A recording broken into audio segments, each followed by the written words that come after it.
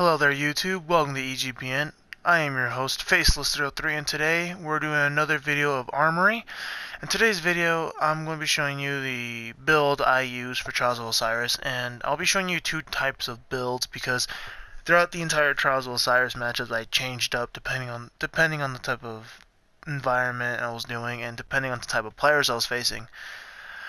So this is what I'll be using when I'm going for the aggressive play. If we're being the aggressors and we're trying to push it in, basically trying to win faster, and if the opponent is using the last word or even Smite, even a multi-tool, Mida basically is also a good way to use this build. So this is the Radiant Skin Ram build, or I like to call Super Saiyan build, because basically it's all about staying alive because of the Ram's ability to increase your armor is very good. And not only that, Radiant Skin basically is the new version of hammers, which was originally the hammers.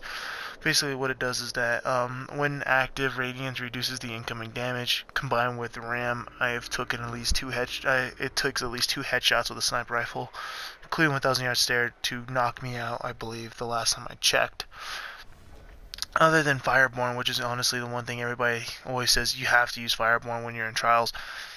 Yeah, I see their point, but honestly, Radiant Skin is the perfect way to go about it if you're going to win your matches and being the aggressor. Not only that, most people forget if you're doing really well in trials, you should be getting your super at least twice a game. So if you feel like you're in a situation where self-res is necessary, go ahead and switch into it. It won't decrease your super or anything like that. So Radiant Skin is always good for the beginning in case you are so late in the game where it's tie up and you might need that self-res. Fireborn is always there for the very grindy games. So yeah, Radiant Skin, good for the early, mid-game whores, always trying to win that game as fast as possible.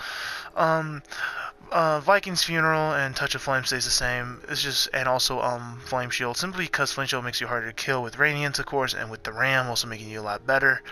But combining like Viking's Funeral and Touch of Flame, it's basically just the staple of this entire thing. I mean, you could, of course, there is a Radiance build where you use Fusion Grenades and Gift of the Sun, which is a viable build, but I prefer the more consistent build of both the Viking's Funeral and Touch of the Flame, because it makes you like a thorn, a walking thorn, where you can just toss a grenade, deal some damage with your Doctrine of Passing or any weapon for that matter, and just walk away and let them burn out, which usually works out the best for me.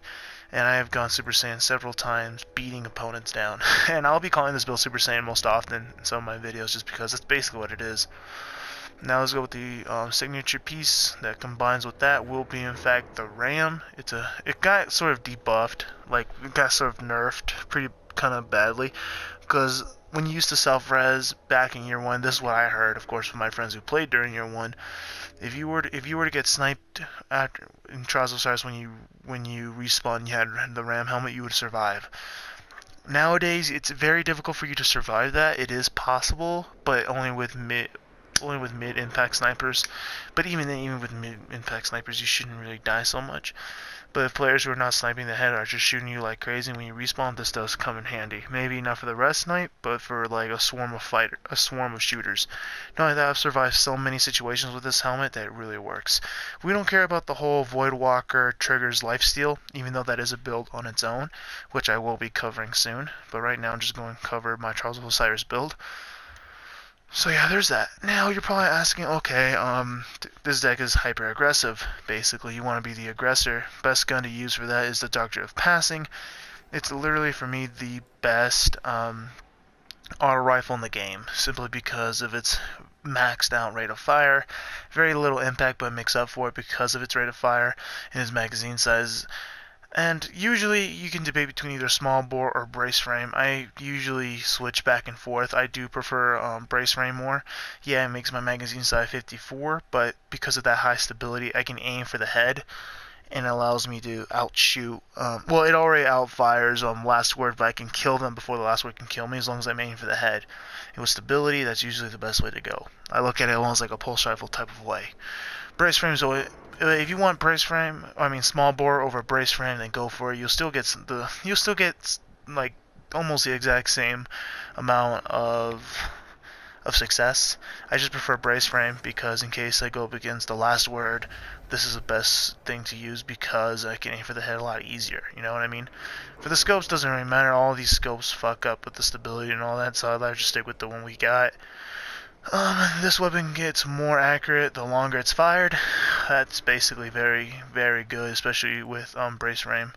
So it's a very good perk. And I also got the counterbalance. This weapon has increased stability, which is really good. I heard that this is what you want the most.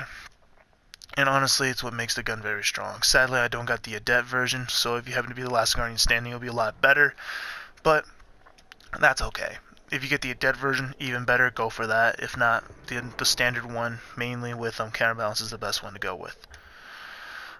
For secondaries, you would go with the sniper rifle if you want. If you highly value the rest snipe, I do. So I like to use it.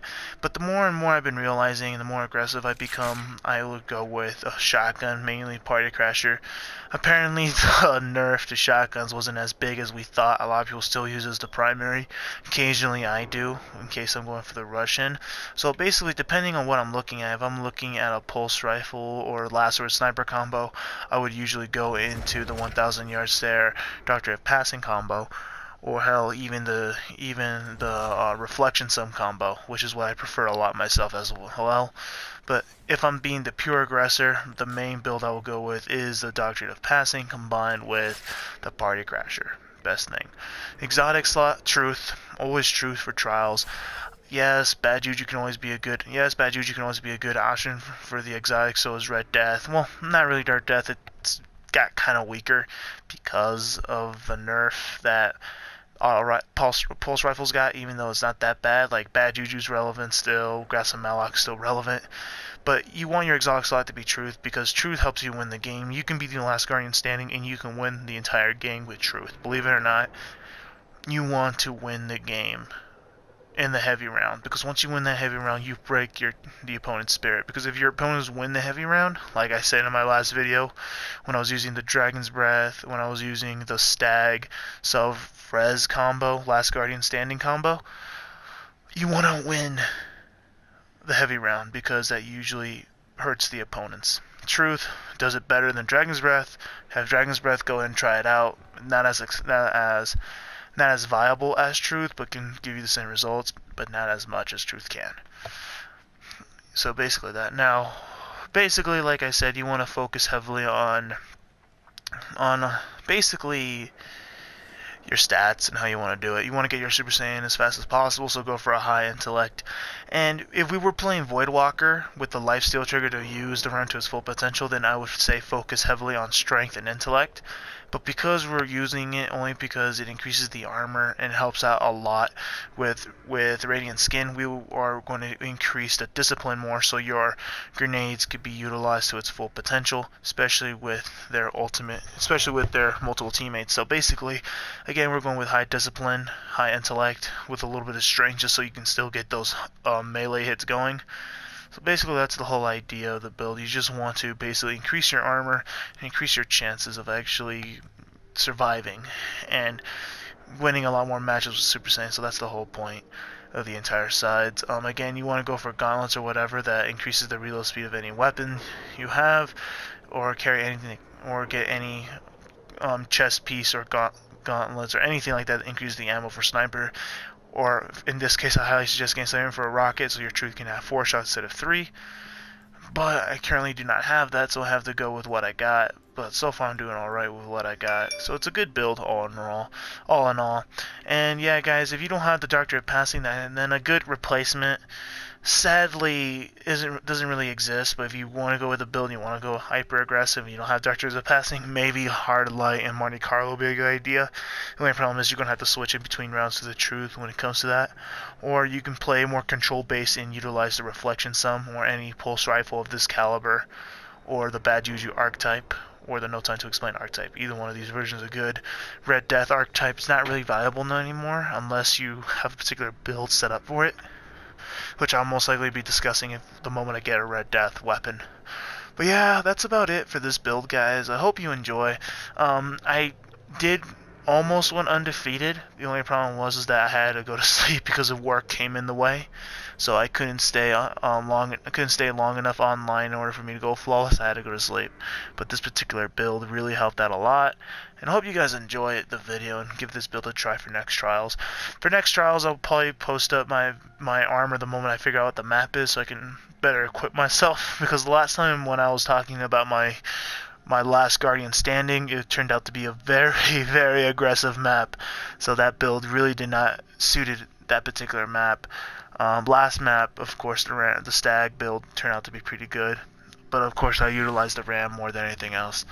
Well, I hope you guys enjoy the rest of the video and everything else. I hope you guys enjoy. And please leave a like, comment, and subscribe because that can really help me out a lot. This has been Faceless from EGPN, signing off.